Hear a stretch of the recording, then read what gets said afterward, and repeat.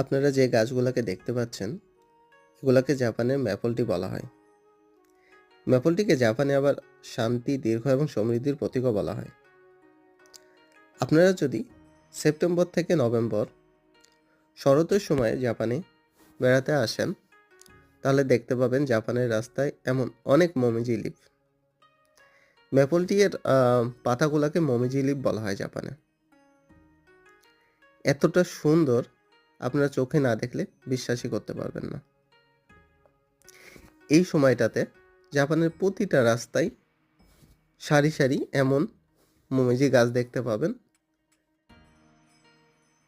So দেরি না করে চলে আসুন জাপানে মোমিজি লিফ দেখতে।